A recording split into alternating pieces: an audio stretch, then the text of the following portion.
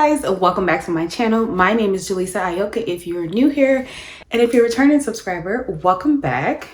Make sure you subscribe and hit that notification bell so you get notified every single time I post a video. So in today's video, I'm going to give you my top 5 tips for length retention. The backstory, I don't have the longest hair, I don't. But I just wanted to show you how I went from completely cutting my hair off, which I'll insert a picture, to this where I am now. And my hair has been longer before and stuff like that. So I just wanted to share some tips to help you with length retention, because everyone's hair grows. The issue is that we're having a hard time retaining length. So let's get into it. Tip number 1 is to leave your hair alone. I know I also dread this tip because I like having my hair out. I like feeling my hair, doing my hair. I like hair, so I like to do my hair. But the truth is that sometimes you have to leave your hair alone. I would say that a good rule of thumb is to go 4 to 6 weeks in a protective style or a low manipulation style. So a protective style is like something where your hair is completely put away. So that's like braids, wigs, sew-ins, stuff like that is a protective style, versus a low manipulation style. That's more for people that like to have their hair out, but they need something to reduce the combing and the tugging and the pulling and just doing too much to the hair every day.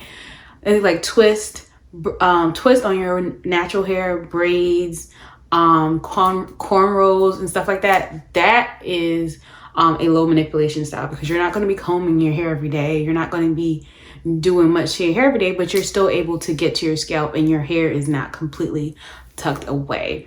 I personally suggest at least doing it for 4 to 6 weeks. I would say 3 or 4 times a year. So I always think about it quarterly. So have a protective style for each quarter. So like the first quarter and stuff like that. But if you're someone that doesn't really like to have their hair out at all, girl, you can do it for as long as you want. The most important thing is that every 4 to 6 weeks you're taking your hair out of those braids or twists. Like say you have a wig or something like that, you're combing it, you're washing it, you're detangling it, and then you're giving it time, maybe 2 weeks to breathe, and then going back into the style. So if you're someone like that, that's how I would do it. Me personally, I love to have my hair out, so I just pick protective styles quarterly and I just do them, and I suffer for 4 to 6 weeks. I have a hard time making it to 6 weeks, but I try my best. But yeah, that is what I suggest. My second tip is to protect and moisturize your ends. So if you think about your ends as old people, think about it that way. So when I cut my hair over a year ago, my scalp, the hair that was on my scalp, that was coming out of my scalp when I had like an inch of hair, that hair is now down here. So she's been around through winter, summer, fall, all the protective styles, all the things that you've done to your hair, all the combing, all that. So they are very, very fragile. So my tip is, when you're moisturizing your natural hair, which I think you should be doing it 2 to 3 times a week, moisturizing your hair separate and apart from when you wash your hair, focus that product on your ends. Your scalp is creating sebum. That's what makes your hair dirty. That's what makes the oil come down. So your roots, and that's brand new hair. That hair is not fragile. It's fresh out the box. It can take a little hit. But when you're going in and moisturizing, make sure you're focusing that product mainly on your end. So what I do, like say for instance, I'm moisturizing my hair. This is not a moisturizer. This is a for makeup anyway, but you spray your product, or you pump your product in your hand, and I like to warm it up, and then I'm focusing that on my ends first. So I'm make sure I get that really good on my ends, and then anything else that's left on my hand, then I'll go up the rest of my hair. But it's super important to focus the moisture and everything on your ends. Now on the other side, protect those ends. So again, that's where those protective styles come in, where you're picking something that's actually going to tuck your ends away. So if you're someone that loves the low manipulation styles like twists and stuff like that, when you're styling your hair, make sure that you're tucking those ends and you're putting them away so that they're not getting dried out faster.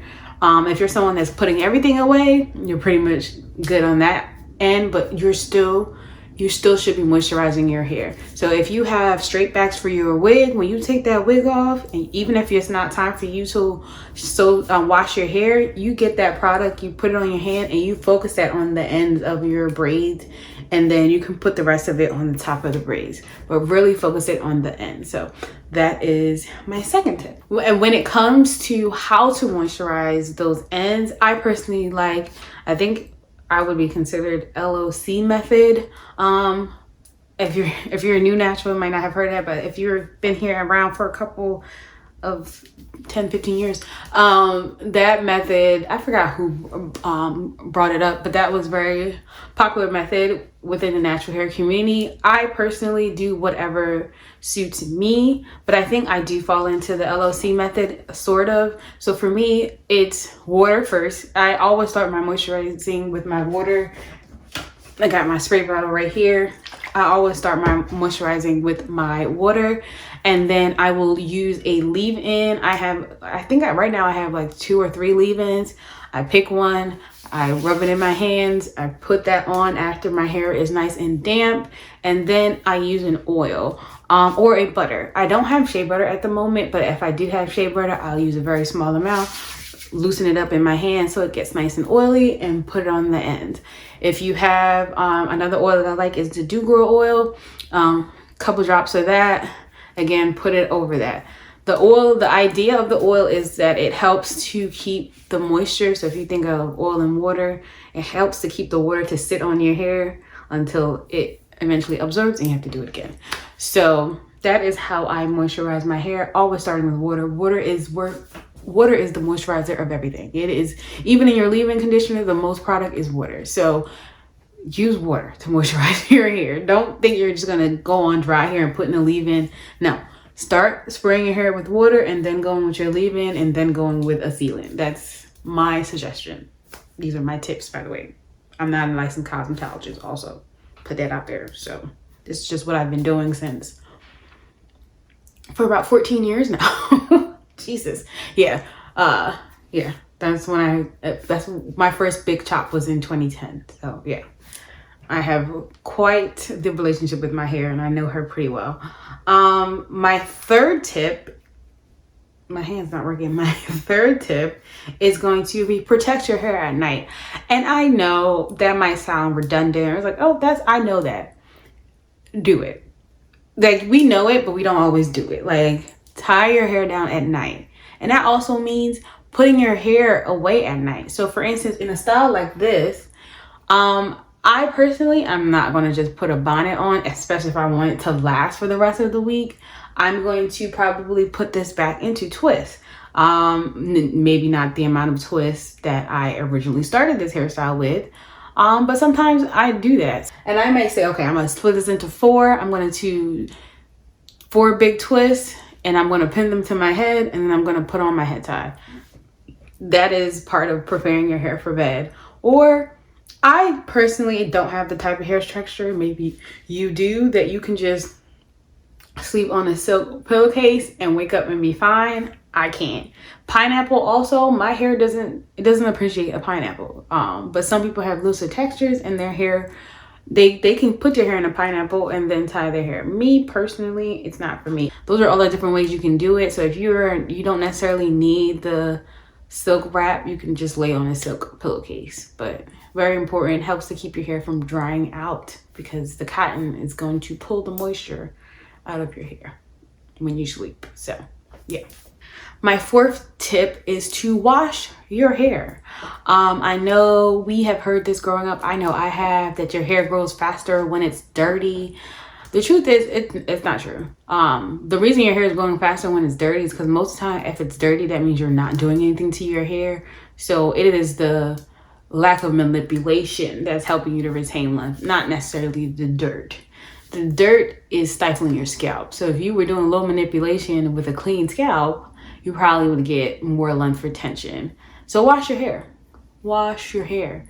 Wash your hair. Take that product off of your hair, because every time we're applying products to our hair, products to your hair, you're creating a barrier on your hair for good reason, to help the moisture stay in.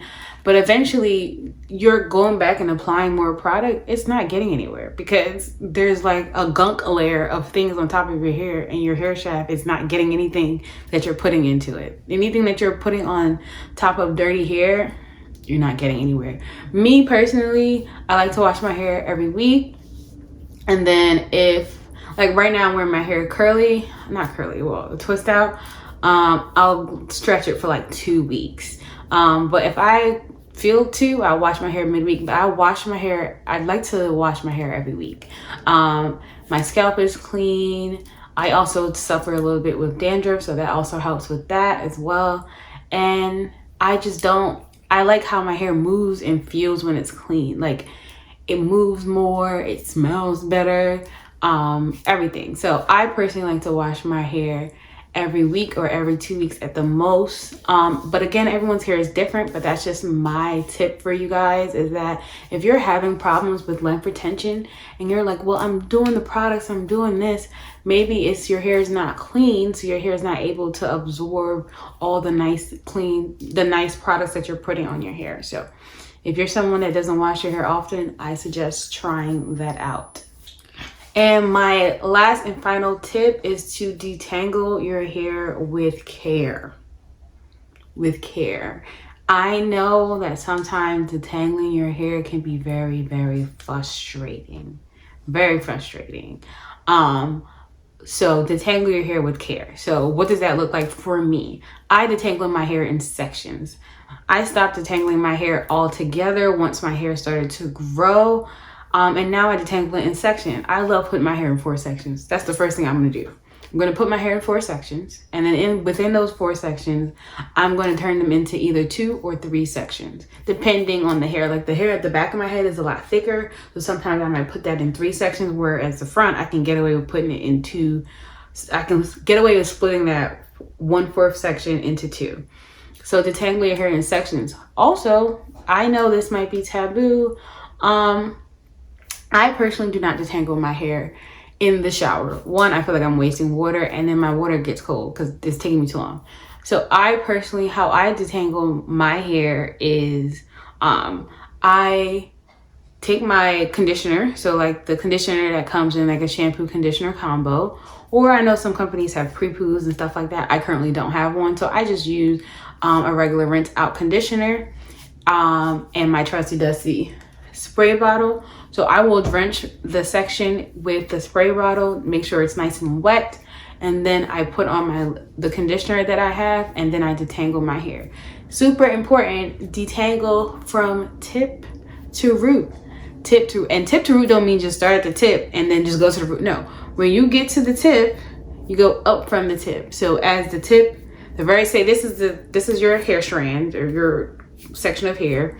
You're detangling right here. You're detangling right here, and then that part starts to loosen up. So then you detangle up here, and then that part starts to be able to come right through, and then you go up a little bit more and go up a little bit more. What I see people do, especially like when I'm watching other people's videos on like TikTok or YouTube, they're like detangling their hair, and they'll start here, and then they just go right here. It's like once the ends, they feel like the ends are loose, and they can get through the ends, they just skip everything in the middle and go right here, and then you hear as they go down. So don't do that. Literally start from tip to root and literally go from doot, doot, doot, slowly, slowly, slowly, slowly, slowly, slowly. So then when you finally get up here, when you do this, it's just butter, just slipping right through. So detangle your hair with care. Put your hair in sections. I know you want to, I was going to say something's going to sound a little weird, but you don't have hair like those people. Okay.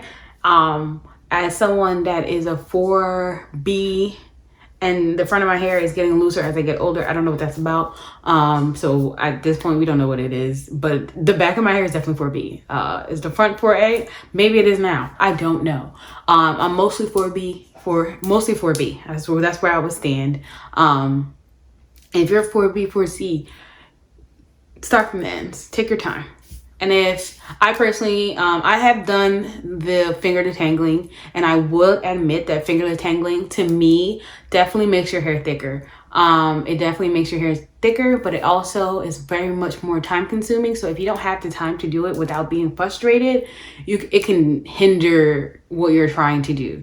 So if you're a finger detangler, then do it same concept, starting from the with finger detangling, you can actually go from your roots, because you can feel when you hit a knot, versus a comb most times just coming right through. But if you are, but even with finger detangling, you still start at the ends to separate, and then you kind of like finger your way through to get to the root. But if you're someone that uses tools and stuff like that, again, tip to root. But I would say that finger detangling, if you're looking to make your hair thicker, it definitely, I feel like I lose less strands if I finger detangle. But at this point, I don't have the patience. So I am not going to pretend to have the patience. But if I'm detangling with my hair and for some reason my hair is super detangled, I will put the comb down and I will go through my fingers first and try to see if I can find the knot that's causing the problem, and then I'll go in with the comb. But yeah, detangling with care is super important. Just do everything to your hair with care. Like, I know doing your hair sometimes can be very, very frustrating, especially when you want it to look a certain way and it's not doing that. It's just not. It's just fighting you. But just walk away. Just walk away. Like, if you're getting ready and your hair is pissing you off, do the next part of your get ready. Put your clothes on, do your makeup, do something else, and then come back to your hair when you're feeling a little bit better. Because raking through your hair is not, if you're watching this video, your goal is to retain length. So that's your end goal is not going to be achieved by you just raking through your hair. So detangle with care and try not to get frustrated. So those are all of my tips, guys. I hope that at least one of them was helpful. If you find any of them helpful, make sure you comment down below which one you found helpful, or you can share your own tips below so other people can see what others are doing to retain length on their hair. But I want to thank you guys so much for watching, and I will see you in my next video. Bye, guys.